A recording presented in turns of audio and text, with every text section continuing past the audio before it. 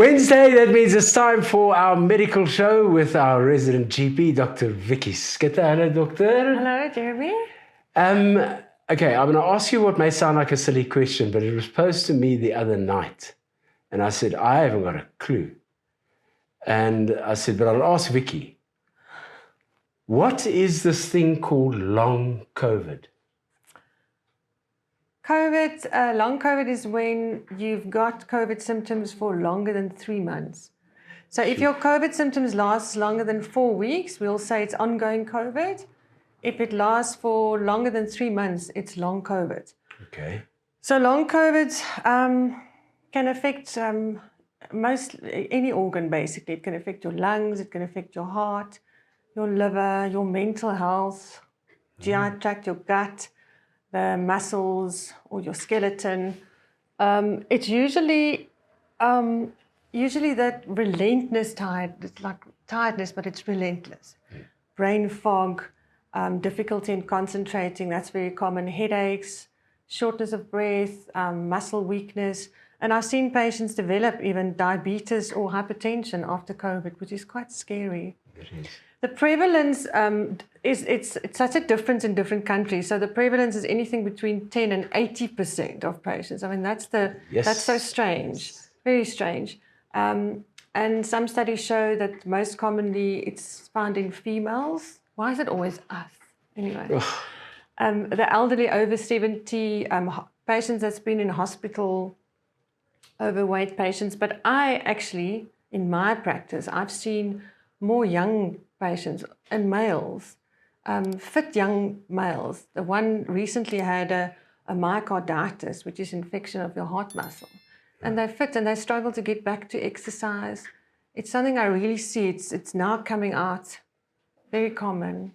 Well, funnily enough, the question was asked to me by a guy who is my age, but still does 2 Oceans and hasn't done it for the last while, but he's that sort of person. He goes out every Sunday and he'll ride 80 kilometers, and he said quite a few of his mates have started speaking about this long COVID. And it's a real thing. It's not like...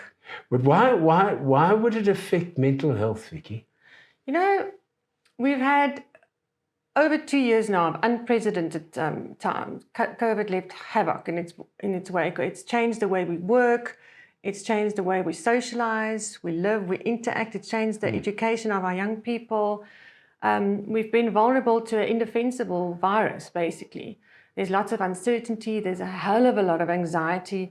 There's been a hell of a lot of trauma in everyone's life. No one was exempt to that. We lived in fear. We were isolated.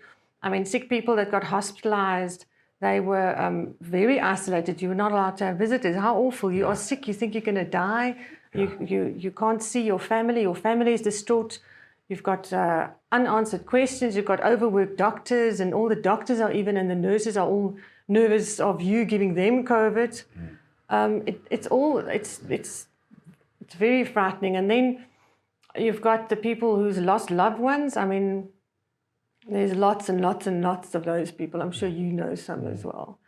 The elderly I saw, the frail care that I look after, they were so isolated. Those patients with the mental issues, dementia and Alzheimer's, their cognitive behavior and the state deteriorated at a rapid rate. So that's very sad.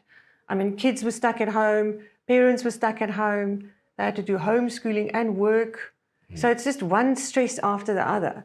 I mean, my dad in the 3rd wave, he contracted COVID. And I mean, I've got contacts, so I could pull strings. But it took me 2 days to get him into hospital. And there were like miscommunication between the ambulance people and the hospital because everyone's in such a state, you know? Yeah.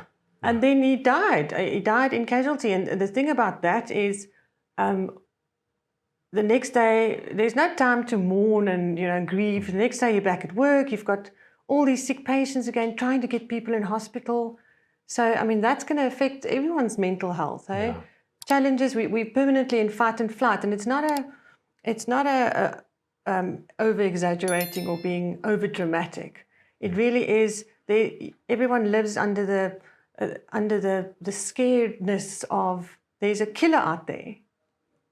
Yeah. So that's why it affects on our mental health. What sort of mental disorders have you personally seen?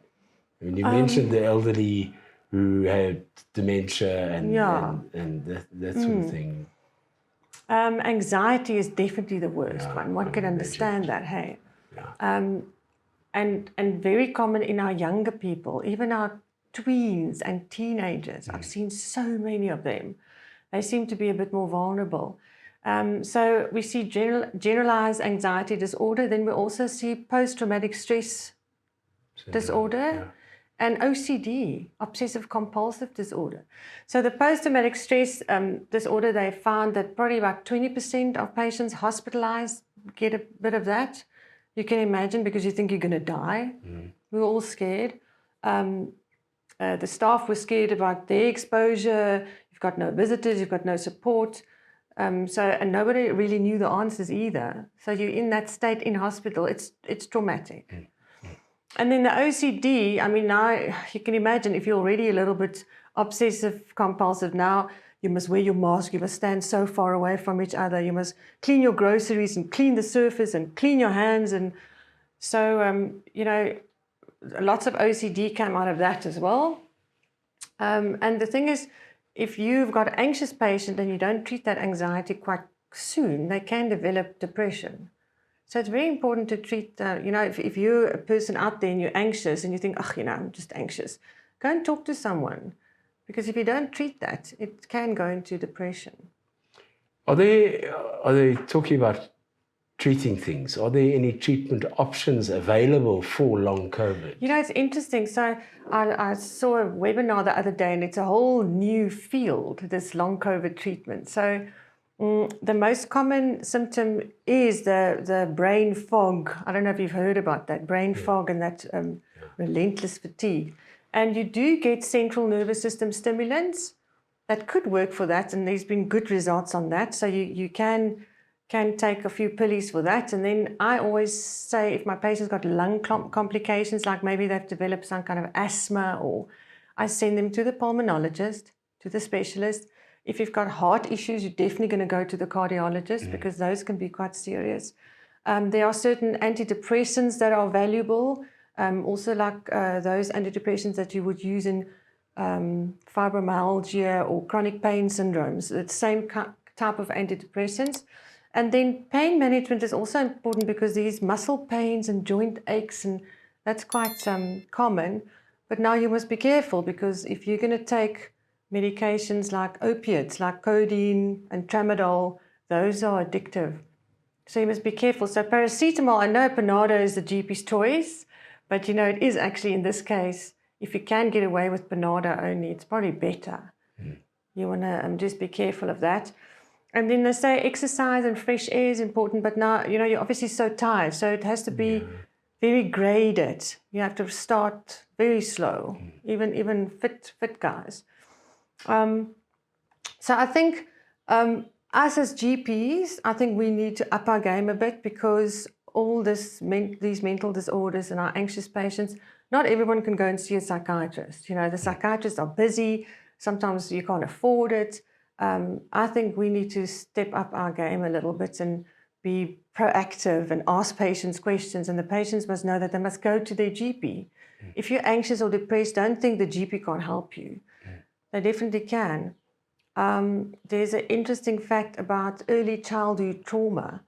So they say the first 1,000 days of your life, if you have any trauma, then it sort of sets that neurotome. It's sort of the tone in your brain. So if you've got no trauma, your tone in your brain will be lower. If you've had childhood trauma, whatever, you can think of lots of things, then your tone in your brain, or your neurotome, will be a bit higher. So you'll be more sensitive to stresses, and you'll be more reactive. It's interesting, that little bit. So yeah, and maybe something to bear in mind if you have a child who is in that, or just coming out of that 1,000. Yeah. If they lived through COVID in their 1,000 absolutely days. That's already childhood trauma, actually. Hey? You can just imagine. Yeah. But our kids have really taken strain. Our teenagers and our young adults, I feel so sorry for them. You can just imagine if it's time to go to university, it's time for a jawl, man. Yeah. Socialize, jawl, have You couldn't have your matric dance. You couldn't have your Exactly. first year at varsity, which is always a big jaw. You've been deprived of all of that. all of that, and it's gone, eh? Yeah, So, and it's never, you can't recreate that. yeah.